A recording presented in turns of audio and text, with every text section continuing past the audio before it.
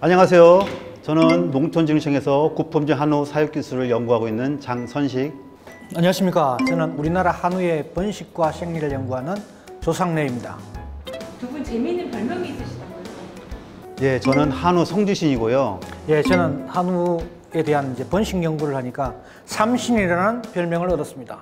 어떻게 그러면은 성주신과 삼신이 되신 거예요? 예, 장 연구사님은 우리나라 우수한 한우의 사양과 관리 그리고 우수한 유전자원을 갖다가 보존하기 위한 영양성 있는 그런 사양 관리를 하는 측면에서 생산성을 향상시키는 기술을 보유하고 있기 때문에 성주신이 되었습니다.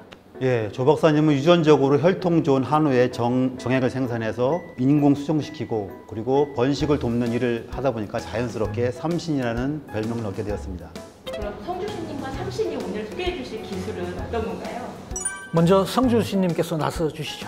예, 고품질 한우를 생산하기 위해서는 건강하고 혈통이 좋은 한우를 고르는 것이 무엇보다 중요합니다. 먼저 우량 한우 선발 대상은 유전자형이지만은 주로 외모를 먼저 보는 것이 중요합니다. 외모는 주로 표현형이기 때문에 외모 선발을 충실하게 하게 되면은 능력 검정에 의한 선발과 유사한 효과를 얻을 수 있습니다. 따라서 외모를 조사해서 유효를 판단하는 것은 우량 한우 번식에 이용할 수 있는 송아지 선발의 가장 중요한 요소로 말씀드릴 수 있습니다. 그럼 좋은 소를 판단하는 외모적인 기준이 있습니까? 예, 여러 가지 기준이 있는데요. 먼저 소가 한눈에 들어올 수 있도록 소 키의 1.5배에서 한 2배, 즉 한 3, 4m 거리에서 소를 관찰합니다. 그래서 소의 발육 상태, 그리고 몸의 길이, 털붙임과 그리고 몸의 연결 상태, 털 색깔, 그리고 다리 자세 등을 관찰하는데요. 머리에서 시작해서 다리까지 이렇게 살펴보시면서 어깨에서 겨드랑이 그리고 갈비 등을 주로 관찰하는데요. 뒤로 돌아서서 이제 엉덩이의 모양과 그리고 넓적다리, 다리 모양, 그리고 마지막으로 소를 5 내지 10m 좀 멀리서 바라봤을 때 보행 상태를 확인해야 됩니다. 그래서 이렇게 관찰한 다음에 소의 골격이 크고 그리고 다리가 긴 것, 갈비는 잘 벌어지고 배가 처지지 않는 등 전체적으로 소의 모양을 잘 살펴보고 건강한가 그리고 생기가 있는가 이런 것을 살펴본 다음에 좋은 체형을 가진 소인지 판단할 수 있는 기준이 되겠습니다. 그다음에 또 혈통과 등록 여부도 관찰하는 기준이 될 수도 있잖아요. 예, 이것은 뭐 소 혈통 여부는 아주 제일 중요한 거고요. 소가 믿을 수 있는 곳에서 나온 것인지 또 혈통이 확실한지 그리고 아버지나 어머니 혈통이 상당히 좋은 쪽에서 나온 것일수록 이렇게 소의 생산성은 좋아지는 거거든요. 그래서 근친 번식을 해서 태어난 송아지의 경우에는 유전적인 능력이 떨어질 수 있습니다. 유전적으로 육량과 육질의 우수한 이런 보종 시수소와 교배했는지 그리고 이에 따라서 혈통 기록을 잘 확인을 하고 선택하는 것이 좋습니다. 균형 잡힌 몸매와 혈통 이것이 핵심이네요. 딩동댕. 예, 정답입니다. 영사님, 예전에는 한우가 우리나라 농가의 일을 갖다가 주로 하는 역용으로 많이 쓰였는데 지금은 이제 우리나라 한우 사육 농가들의 가장 경제적인 자산이라고 할 수 있죠? 예, 맞습니다. 소는 특히 1년에 한 번씩 송아지를 생산할 수 있어서 농가의 소득과 직결이 되는데요. 그렇게 하기 위해서는 특별한 번식 기술이 필요합니다. 그래서 이번에는 우리 삼십님께서 그 방법에 대해서 한번 소개를 시켜주시죠. 예, 그 한우 번식률은 일반적으로 가임 암소 두수하고 연간 송아지 생산 두수를 기초로 해서 산출을 하는데요. 일반 농가의 경우는 한우 번식률은 그리 높지 않는데도 12개월령 안팎에서 소를 시키는 경향이 있습니다. 첫 수정을 너무 일찍 시키면 아무래도 문제가 있을까요? 네, 그런 문제점들이 있습니다. 그래서 너무 이런 시기에 수태를 시키면 태아의 발육 부진이라든지 또 송아지가 태어났을 때 생시체중, 즉 체중이 떨어지는 그런 경향이 있고 이로 인해서 송아지를 갖다가 키워가는데 육성률이 감소하는 경우가 있고 그래서 이제 어미소가 너무 어리면은 유산, 난산, 조산, 사산 이런 가능성이 높아지기 때문에 결국은 한우의 경제적인 수명을 단축시키는 그런 단점이 있기 때문에 적당한 시기에 수정을 시켜줘야 됩니다. 그러면 번식의 적당한 시기는 언제부터인가요? 예, 그것은 이제 암송아지의 이제 체형과 주로 연관이 되는데 성성숙이 체중이 대략 한 200에서 250kg 정도의 그 전후에서 일어나고, 그래서 12개월령 전후에는 성성숙과 더불어서 인공수정을 시키는 것도 가능하지만은 이때도 이제 기초 골격이라든지 근육 이런 것들이 계속 성장하고 있는 그런 단계거든요. 그래서 한우의 번식 정년기는 성성숙이 완료된 시점, 그 시점이 체중이 약 한 260kg에 한 14개월령 정도, 그 시기가 적당하다고 할 수 있습니다. 그러면 그 번식 정년기에 도달한 14개월령의 암소가 잘 수정되게 하려면 어떻게 할 수 있을까요? 예, 암소의 수태율에 가장 이제 중요한 영향을 미치는 것이 적당한 시점에 수정을 시켜야 된다. 즉, 적정 인공 수정 시기가 가장 중요합니다. 그래서 이를 갖다가 판단하는 시기가 가장 중요합니다. 예. 그러면 수정 적기 판단을 어떻게 해야 됩니까? 예, 일반적으로 수정 적기는 발정이 일어나고 한 18시간 전후를 갖다가 얘기를 합니다. 그래서 발정이 오고 지속되는 시간은 18시간에서 21시간 정도, 이렇게 일반적으로 얘기를 하는데, 밤 12시에서 새벽 6시 사이에 약 한 43% 정도가 발정 현상이 일어납니다. 따라서 새벽과 이제 저녁 두 번에 나눠서 관찰을 하면 우리가 발정 발견을 90% 정도 이상 확인을 할 수가 있습니다. 그래서 발정 관찰을 할 때는 개체 파악이라든지 번식 기록 상태 이런 걸 갖다가 철저히 관찰하는 게 중요하고, 그래서 새벽에 발정 발견을 한 경우에는 오후에, 그다음에 오전에 발정 발견을 하게 되면 저녁 늦게, 그다음에 오후에 발견을 하게 되면 다음날 아침, 밤 늦게 발견하게 되면 다음날 오전에 수정시키는 것이 적기라고 할 수가 있습니다. 그러니까 대부분 그 사료 줄 때 아침에 한 번, 저녁 때 한 번 주는데 그 사료 주기 전에 발견하는 것이 또 가장 중요한 포인트겠네요. 예, 맞습니다. 네, 연구사님, 그럼 수정 적기만 잘 맞춰주면 매년 송아지를 생산할 수 있는 건가요?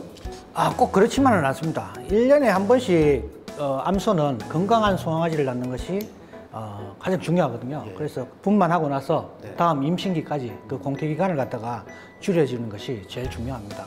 공태기간이라면 그 뱃속이 비어있는 기간을 말씀하시는 건가요? 네, 그렇습니다.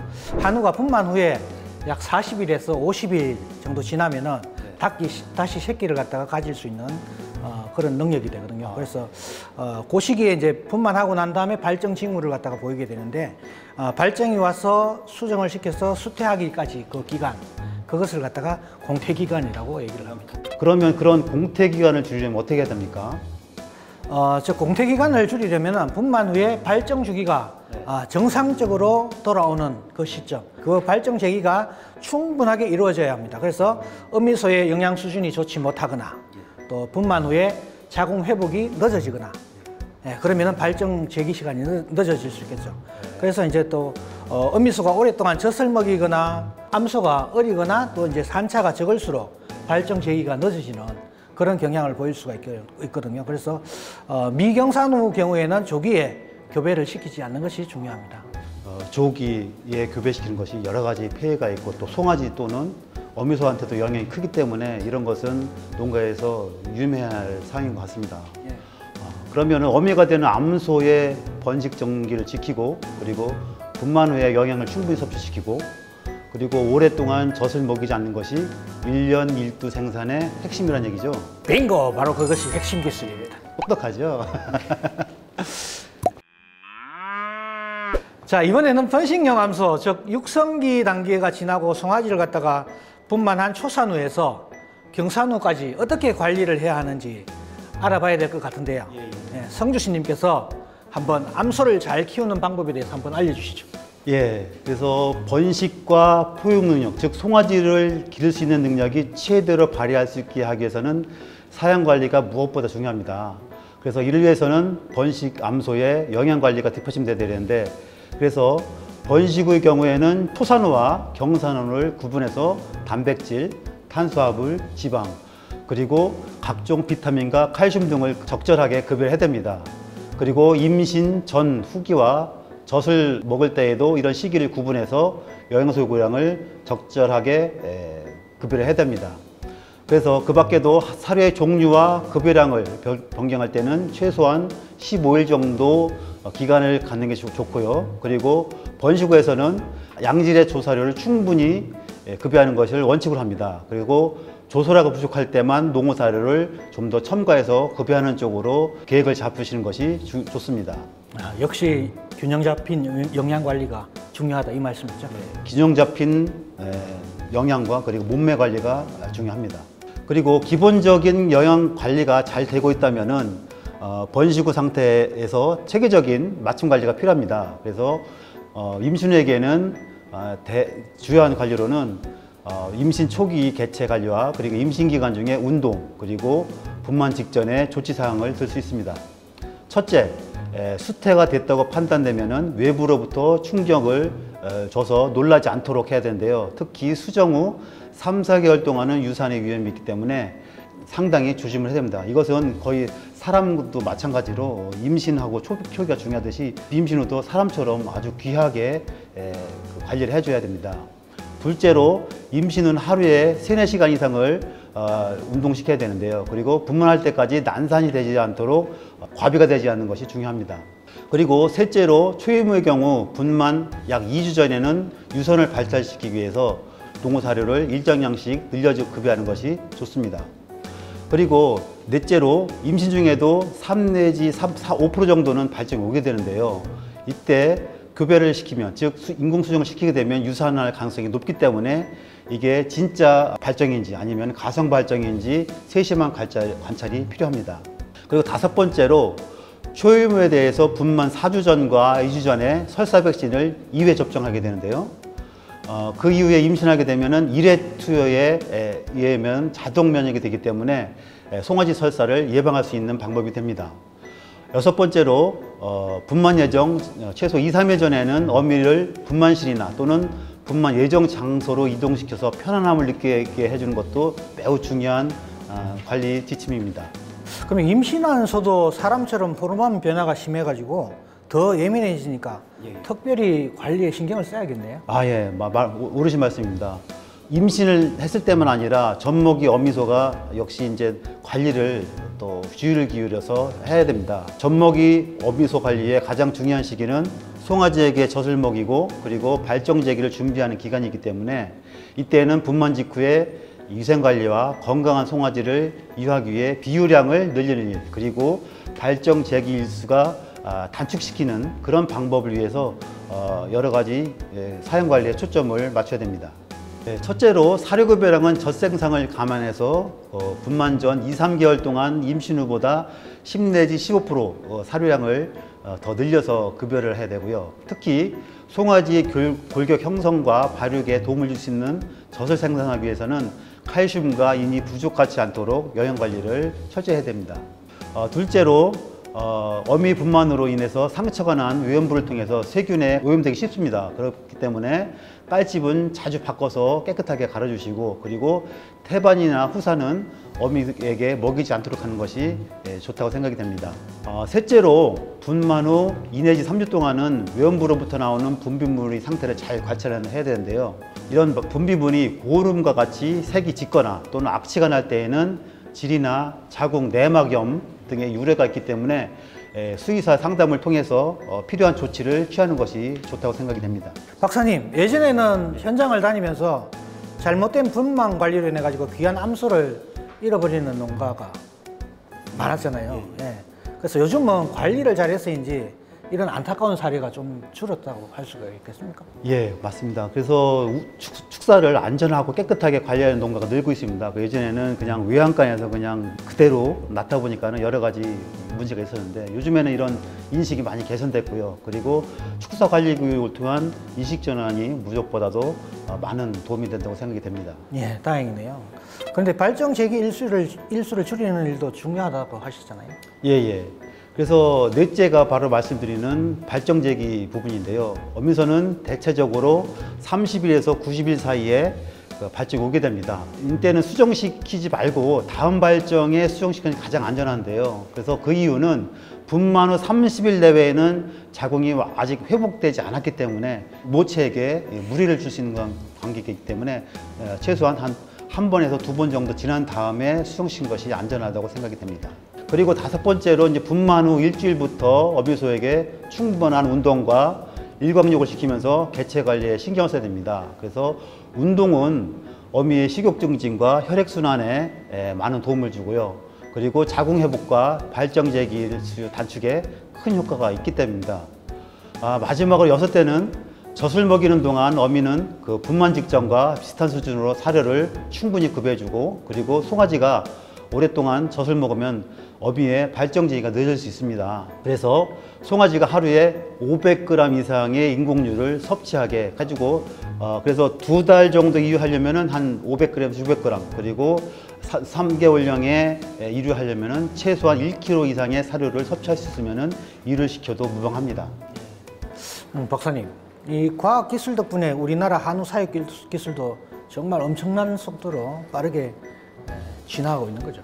맞습니다. 그래서 한우에서 가장 많은 수익을 내는 고급육은 거새우나 또는 미경산 비육입니다. 이는 우수한 유전 능력을 갖춘 송아지를 골라서 6에서 7개월령의 외까지 거세를 하고, 그리고 양질의 건초와 그 시기에 맞는 사료를 먹여 키운 것이 좋습니다. 작년부터 이 많은 거새우가 한 두당 약 1,000만 원이 넘는 경매 가격에 거래되고 있습니다. 그래서 모두 과학적이고 체계적인 사육 관리 기술 또는 육종 기술 또 번식 기술이 어우러진 결과라고 생각이 됩니다. 네, 맞습니다. 지난 30년간 우리가 고급육을 만들기 위해서 농민, 정부, 농협, 사료회사와 같은 이런 여러 기관들이 함께 모여서 연구하고 생산하고, 또한 한우 유통 과정 이런 것들을 갖다가 잘 만들었기 때문에 이런 성과가 있지 않았나 싶습니다. 예. 한우를 사육하는 농가 수도 많고 축산업에 차지하는 비중도 높은데요. 우리 한우의 무궁한 발전을 위해서 우리 농가에서는 지금까지 말씀드린 한우 주요 사육 기술을 꼭 습득해서 실천해 주시길 당부드립니다. 한우인 여러분, 당부드립니다. 좋습니다.